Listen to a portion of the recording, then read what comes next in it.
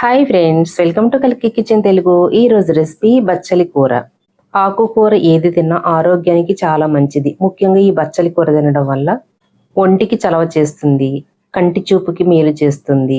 Vitamin A, omega అధికంగా ఉండడం వల్ల రక్తహీనతను తగ్గిస్తుంది. జుట్టు ఉడుతున్న వాళ్ళకి హెయిర్ ఫాల్ని కంట్రోల్ చేసి దృఢంగా ఒత్తుగా జుట్టు పెరిగేలా చేస్తుంది. ఇంకా ఎన్నో రకాలుగా ఆరోగ్యానికి మేలు చేసే ఈ పచ్చడి కూర కనీసం వారానికి 2 సార్లు తినడం వల్ల చాలా మంచిది. నేను చేస్తున్న ఈ రెసిపీని ఫాలో అవ్వండి. ఆకుకూర అంటే ఇష్టపడని వారు కూడా ఎంతో ఇష్టంగా తింటారు. బచ్చలి కూర, దీన్ని ఇంగ్లీష్లో మలబార్ స్పించ్ అంటారు. బచ్చలి కూర చూడడానికి పాలకూరలా ఉంటుంది, కాకపోతే దీని ఆకు దలసరగా ఉండి కట్ చేసినప్పుడు కాస్త జిగురుగా ఉంటుంది. ఇట్లా పాడైన ఆకులు ఏమైనా ఉంటే సెపరేట్ చేసి ఆకులతో పాటు కాడలను కూడా చిన్న చిన్న ముక్కలుగా కట్ చేసుకోండి.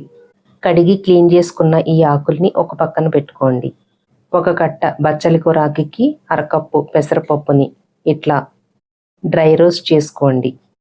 పచ్చి వాసన పోయి కమ్మటి వాసన వచ్చేటప్పుడు స్టవ్ ఆఫ్ చేసేయండి. ఇట్లా లైట్ బ్రౌన్ కలర్లో ఉంటే సరిపోతుంది. ముందుగా ఇట్లా కాస్త డ్రై రోస్ట్ చేసుకోవడం వల్ల టేస్ట్ బాగుంటుంది.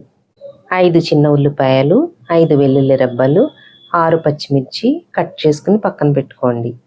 ఇట్లా బాగా పండిన ఒక టమాటా లేదంటే కొద్దిగా చింతపండును యాడ్ చేసుకోండి. వేయించుకున్న పెసరపప్పులో 1.5 కప్పు వాటరు, కట్ చేసి పెట్టుకున్న బచ్చలి కూరను వేయండి.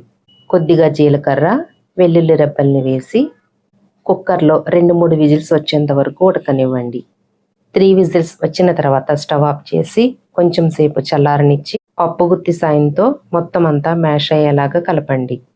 మొత్తం అంతా బాగా మిక్స్ అయ్యి కాస్త పేస్ట్లా అవ్వాలి. చూడండి, ఇట్లా ఉండాలి. ఒక కడాయిలో కొద్దిగా నెయ్యి వేసి వేడెక్కిన తర్వాత తాలింపు దినుసులు, ఉల్లి, టమాటా, పచ్చిమిర్చి ముక్కలు కాస్త బ్రౌన్ కలర్ అయ్యేంత వరకు వేగనివ్వండి. 1/2 టేబుల్ స్పూను ఇంగువ పౌడర్ వేసుకోండి. రుచి వాసన బాగుంటుంది. రుచికి సరిపడా ఉప్పు, కారం, పసుపు, 1/2 టేబుల్ స్పూన్ సాంబార్ పౌడర్ వేసి మొత్తం అన్నీ మిక్స్ చేసుకుని పప్పు బచ్చలి కూర మిశ్రమాన్ని ఈ తాలింపులో వేసి మొత్తం అంతా మిక్స్ అయ్యేలాగా కలిపి ఒక 4 మినిట్స్ మూత పెట్టి సిమ్లో ఉడకనివ్వండి.